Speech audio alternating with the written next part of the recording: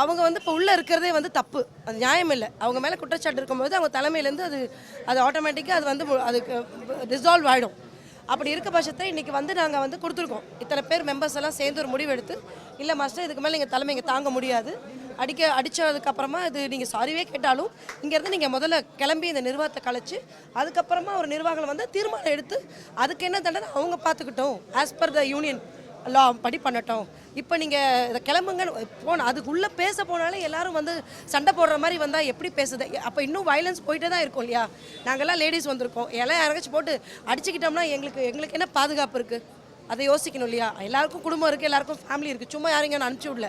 இத்தனை வருஷம் நாங்கள் ஒரு குடும்பமாக தான் இங்கே இருக்கோம். இப்போவும் எனக்கு தினேஷ் மாஸ்டர் மேலே பர்சனலாக யாருக்கும் எந்த கோவமும் கிடையாதுங்க. இவ்வளோ தூரம் நீங்கள் எல்லாரும் இங்கே இருக்கீங்க, நாங்கள் பேசிகிட்டு இருக்கோம். அவர் உள்ளே உட்காந்துட்டு இருக்கலாமா? தப்பு செஞ்சவங்க வெளியில் வரணும் இல்லைங்க. ஒன்று சரி மன்னிப்பாங்க, அவருக்கு மன்னிப்பு ஓப்பனாக பண்ணி எனக்கு கேட்க முடியலன்னு சொல்லி இவங்க சொன்ன மாதிரி பவி மாஸ்டர் சொன்ன மாதிரி ஷோபி மாஸ்டர் கிட்டே கல்யாண மாஸ்டர் பர்சனலாக கேட்குறாரு. பட் நாளை ஃபியூச்சர் ஜென்ரேஷனுக்கு அது போருமா?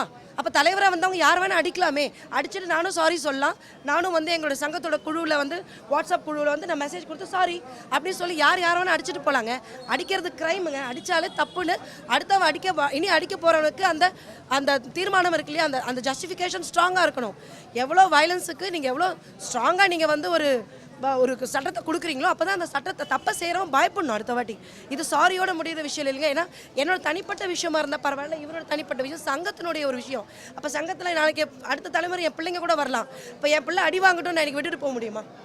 இல்லை இவர் வந்து நாளைக்கு இவரை மனைவியோ இல்லை இன்றைக்கி நான் பெண்ணு, நாளைக்கு அவங்க ஒய்ஃபை ஏதோ ஒன்று பேசிட்டாங்க, தலைவர் அடிச்சிட்டாரு, சாரி கேட்டுக்கிறேன்ப்பா அப்படின்னா எப்படிங்க அதை ஒத்துக்க முடியும்?